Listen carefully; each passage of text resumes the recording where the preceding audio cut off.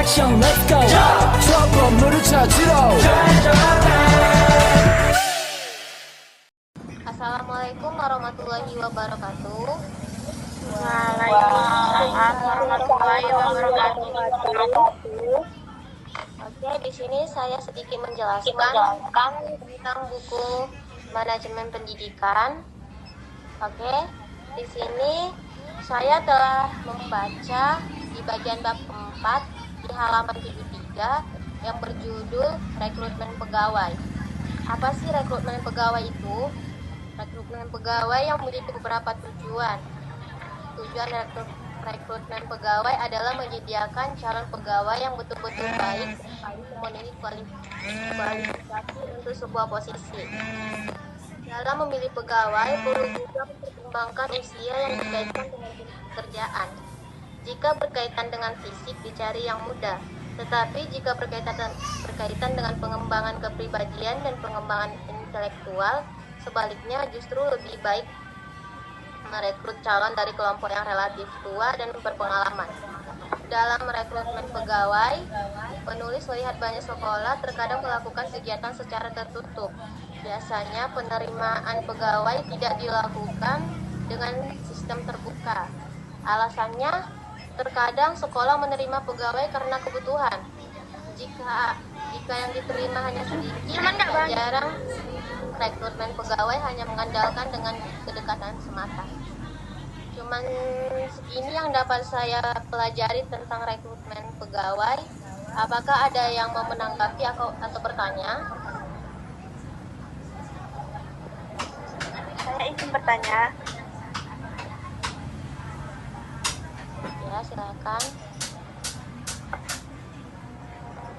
Coba Kakak sebutkan beberapa contoh tujuan rekrutmen pegawai yang umum. Terima kasih. Ya, sebentar ya, saya ingin mencari jawabannya.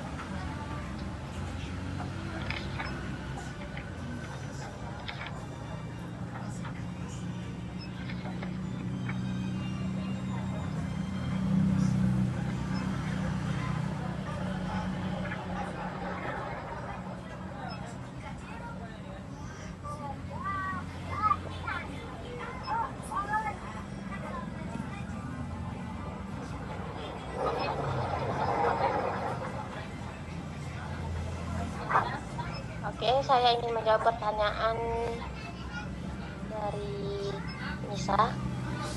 Jawabannya itu, yang pertama, contoh dari teknik yang efektif adalah menggunakan sistem kerja yang berorientasi kepada quality. Itu maksudnya dalam sistem kerja berorientasi kepada quality itu kami mengambil kira semua aspek dari proses rekrutmen, dari pengumpulan aplikasi hingga pengambilan keputusan. Yang kedua, contohnya kami menggunakan sistem pengumpulan aplikasi elektronik yang memudahkan kandidat untuk mengumpulkan aplikasi dan mengirim dokumen secara elektronik. Contohnya kira-kira seperti itu. Apakah sudah paham? Ya baik, saya sudah paham. Terima kasih. Terima kasih.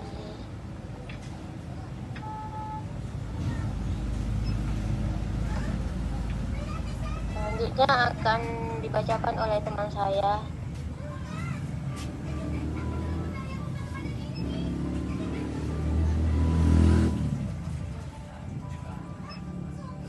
Assalamualaikum warahmatullahi wabarakatuh.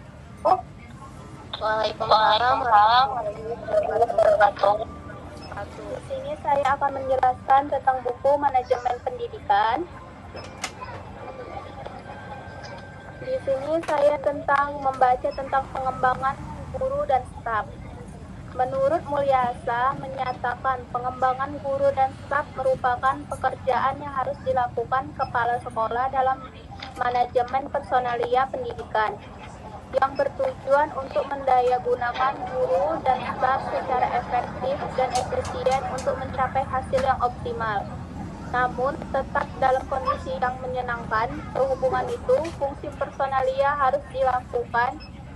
Kepala sekolah adalah menarik, mengembangkan, mengaji, dan memotivasi guru dan staf untuk mencapai tujuan pendidikan.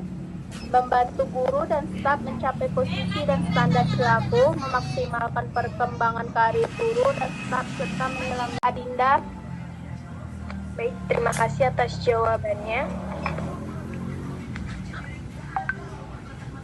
Oke, sekian dari yang bisa saya baca dari buku ini. Terima kasih.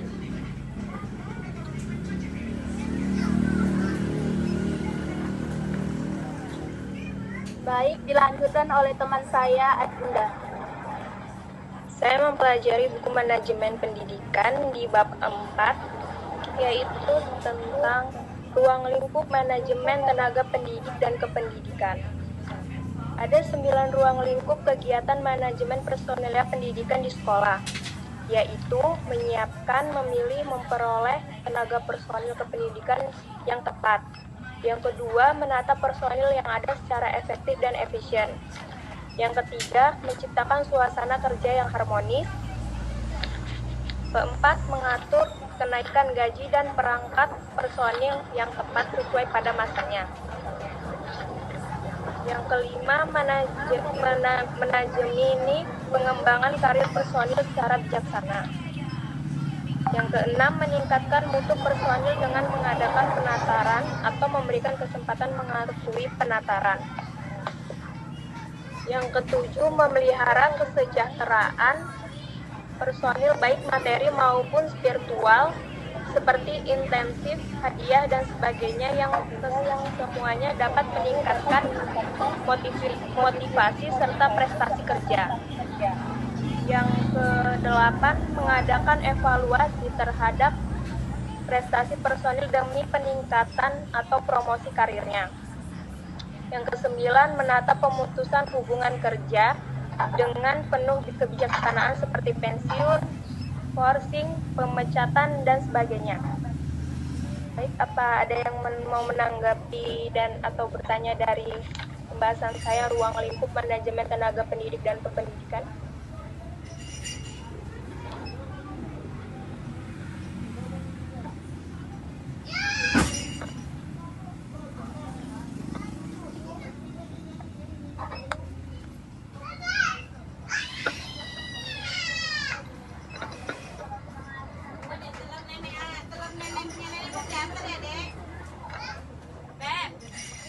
Iya.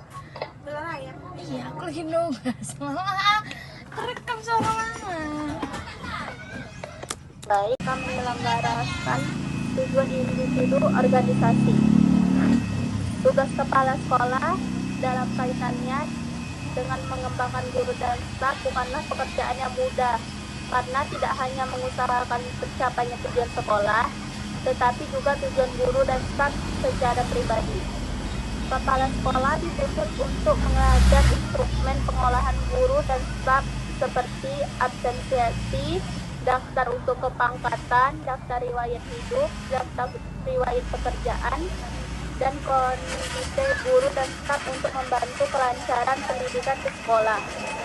Cara yang dapat ditempuh lanjut Mulyasa adalah mengikuti sertakan guru dan staf pada kegiatan-kegiatan seperti pelatihan, penataran, seminar, workshop, pemegangan, dan pendampingan yang dapat diselenggarakan oleh lembaga pemerintah, perguruan tinggi, atau lembaga non-pemerintah. Selain itu, program pengembangan guru dan staf berbasis sekolah dapat pula dilaksanakan melalui program-program yang direncanakan sendiri oleh sekolah dan atau guru melalui jaringan antar sekolah. Musyawarah guru mata pelajaran atau MGMP adalah salah satu wadah yang sering dimanfaatkan guru bidang studi sejenis untuk pengembangan diri. Dari pengembangan guru dan staf ini, ada yang mau menanggapi atau bertanya?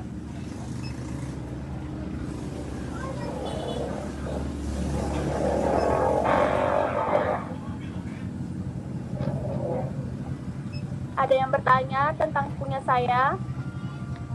Saya ingin bertanya, bagaimana pengembangan guru dan staf yang baik menurut Anda? Berikan contohnya. Baik, boleh saya ulang kembali pertanyaannya?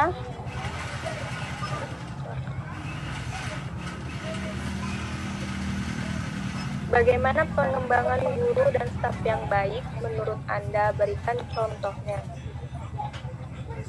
Saya akan menjawab pengembangan guru dan staf yang baik beberapa aspek. 1. Pelatihan rutin, menyelenggarakan sesi pelatihan berkala tentang metode pembelajaran terbaru, teknologi pendidikan atau strategi manajemen kelas. 2. Mentoring, menugaskan mentor berpengalaman untuk memberikan bimbingan kepada guru baru atau staf yang membutuhkan bantuan tambahan. 3. Pembelajaran kolaboratif, mendorong kolaborasi antara guru dan staf dalam merencanakan pelajaran, mengevaluasi hasil belajar, dan memecahkan masalah bersama. 4. Pemantauan dalam umpan balik, menyediakan mekanisme pemantauan kinerja dan umpan balik konsekuentif secara teratur untuk membantu guru dan staf dalam meningkatkan praktik mereka. 5. Pengembangan karir, menawarkan kesempatan untuk mengikuti kursus lanjutan, mendapatkan sertifikat tambahan, atau mengambil tanggung jawab kepemimpinan baru. 6. Riset aksi, mendorong guru dan staf untuk melakukan riset aksi dalam lingkungan kerja mereka untuk mengidentifikasi masalah dan menemukan solusi yang efektif. 7. Program kesejahteraan karyawan, menyediakan program kesejahteraan karyawan yang mendukung keseimbangan kehidupan kerja pribadi seperti program kesehatan, konseling, atau dukungan finansial. 8. Penghargaan dan pengakuan, mengakui pencapaian dan kontribusi yang luar biasa dari guru dan staf melalui penghargaan, sertifikat, atau program pengakuan lainnya. Apakah jawaban saya bisa ditanggapi oleh Adinda? Baik, terima kasih atas jawabannya. Oke, sekian dari yang bisa saya baca dari buku ini. Terima kasih. Baik, dilanjutkan oleh teman saya, Adinda. Saya mempelajari buku manajemen pendidikan di bab 4, yaitu tentang ruang lingkup manajemen tenaga pendidik dan kependidikan.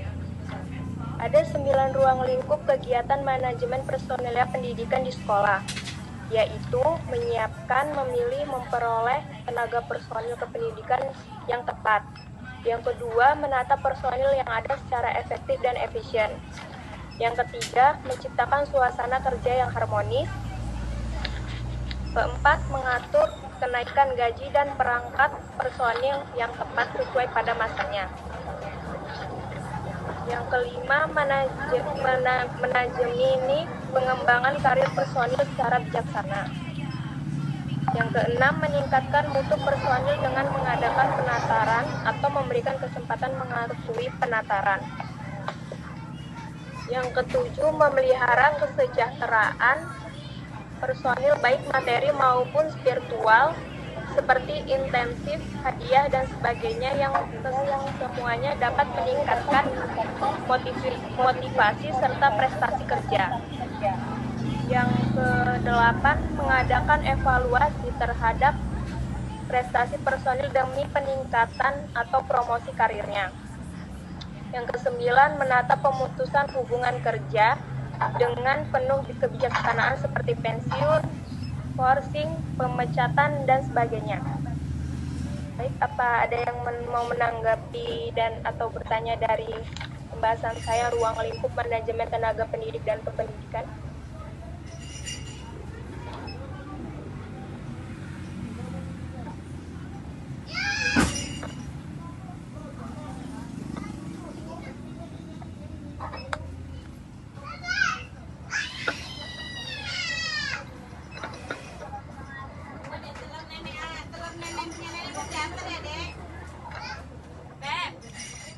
Iya. Iya, aku lagi nugas. Mama, terekam suara mama. Baik, saya ingin bertanya. Pertanyaannya adalah bagaimana menyiapkan personal kependidikan yang tepat?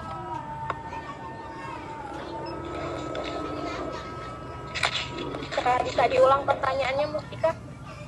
Bisa. Pertanyaannya adalah bagaimana menyiapkan personal kependidikan yang tepat. Baik, saya akan menjawab pertanyaan dari Mustika. Bagaimana menyiapkan personal kependidikan yang tepat? Yaitu pertama, menetapkan tujuan pendidikan yang ingin dicapai dalam pendidikan Anda. Yang kedua, merencanakan rencana studi. Membuat rencana studi yang terstruktur dengan menentukan kursus atau pelatihan. Yang ketiga, pilih institusi atau program yang sesuai, yaitu dengan cari institusi atau program pendidikan yang sesuai dengan kebutuhan dan tujuan Anda. Yang keempat, mencari sumber daya pendukung, seperti biaya siswa, bantuan, keuangan, mentor, atau grup studi yang dapat membantu Anda dalam perjalanan pendidikan Anda. Yang kelima, mengatur prioritas dan manajemen waktu, baik mengimbangi antara pendidikan pekerjaan dan kehidupan pribadi Anda. Yang keenam, komitmen dan konsistensi, yaitu rencana pendidikan Anda dan tetaplah konsisten dalam upaya belajar Anda. Yang ketujuh, evaluasi dan penyesuaian kemajuan Anda, sesuaikan rencana Anda jika diperlukan agar tetap relevan dengan tujuan pendidikan.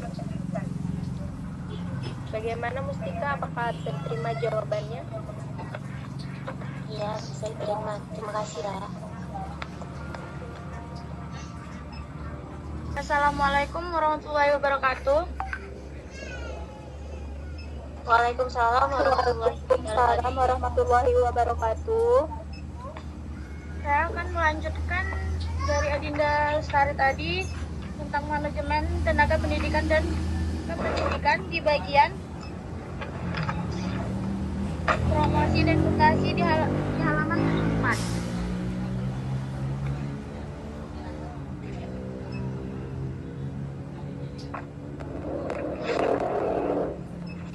Promosi adalah kenaikan pangkat yang merupakan perubahan kedudukan yang bersifat vertikal sehingga berimplikasi pada wewenang, tanggung jawab, dan penghasilan.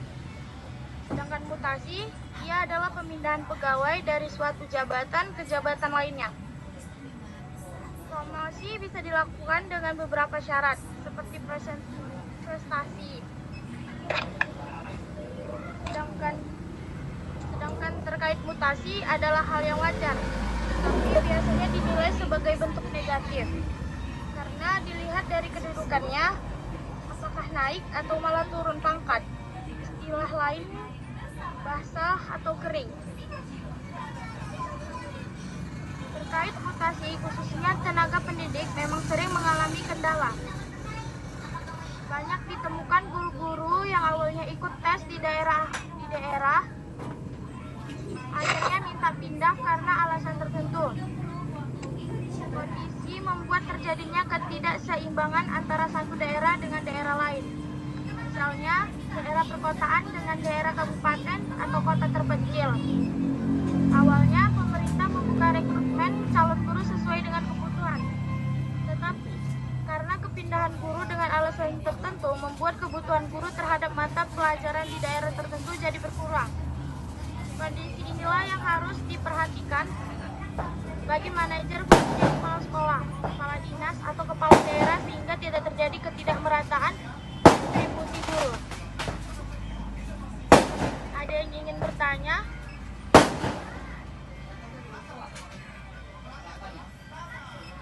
Baik, saya ingin bertanya, apa alasannya dilakukan mutasi, demosi, dan promosi?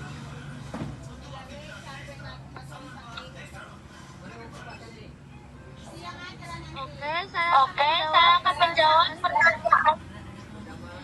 pertanyaan Yemes. Yes.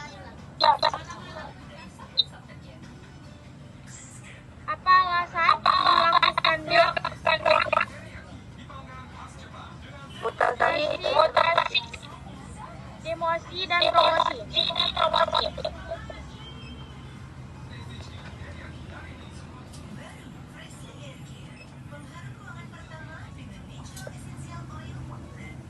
promosi dan demosi merupakan upaya yang dilakukan oleh pihak pimpinan untuk memberikan motivasi kepada para pegawai agar dapat meningkatkan kualitas pekerjaan atau akan mendapatkan sanksi bagi mereka yang tidak memiliki disiplin dan kinerja yang baik. Bisa diterima jawabannya? Ya, terima kasih. Oke, selanjutnya. Kenapa keluar dia?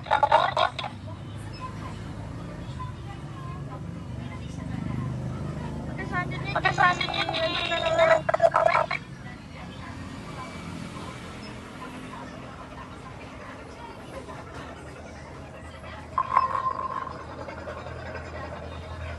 Baik, saya rencana pegawai sangat diperlukan, khususnya sekolah.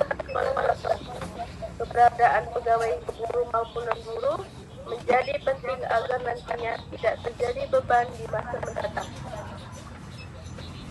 Perencanaan pegawai merupakan kegiatan untuk menentukan kebutuhan pegawai, baik secara kuantitatif maupun kualitatif untuk masa sekarang dan masa depan. Penyusunan perencanaan personelia baik dan tepat memerlukan informasi lengkap dan jelas tentang pekerjaan dan tugas yang harus dilakukan dalam organisasi. Baik, itu saja. Apakah ada yang bertanya atau yang ingin menanggapi?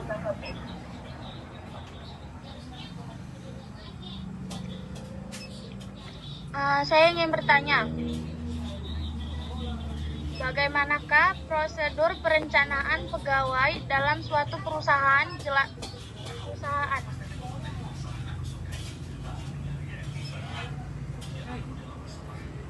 Baik, terima kasih. Saya akan menjawab pertanyaan dari Dr. Feby. Ada 8 tahapan perencanaan tenaga kerja, yaitu 1. Penetapan tujuan perencanaan tenaga kerja yang baik. 2. Pemetaan SDM perusahaan. 3. Perhitungan kebutuhan tenaga kerja. 4. Penetapan rencana ketenaga kerjaan. 5. Rekrutmen dan hiring. 6. Menganalisis kesenjangan keterampilan. 7. Pelatihan dan pengembangan. 8. Evaluasi. Apakah bisa dimengerti? Bisa, terima kasih.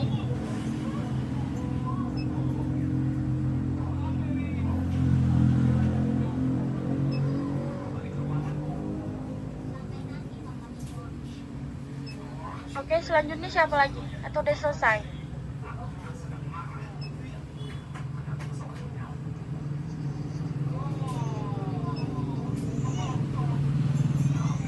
Baik, selanjutnya saya. Ini saya akan menjelaskan tentang tugas tenaga pendidik dan kependidikan halaman 78. Pada pasal 39 ayat 1 dijelaskan tentang tenaga kependidikan bertugas melaksanakan administrasi, pengelolaan, pengembangan, pengawasan, dan pelayanan teknis untuk menunjang proses pendidikan pada satuan pendidikan. Pasal ayat 2 menjelaskan pendidik merupakan tenaga profesional yang bertugas merencanakan dan melaksanakan proses pembelajaran, menilai hasil belajar, melakukan pembimbingan dan pelatihan serta melakukan penelitian dan pengabdian kepada masyarakat, terutama bagi pendidik di perguruan tinggi.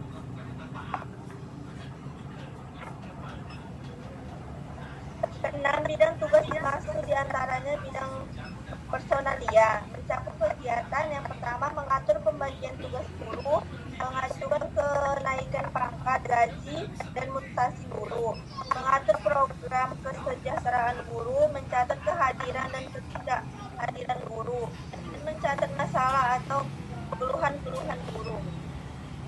Baik, sekian penjelasan dari saya. Apakah ada yang ingin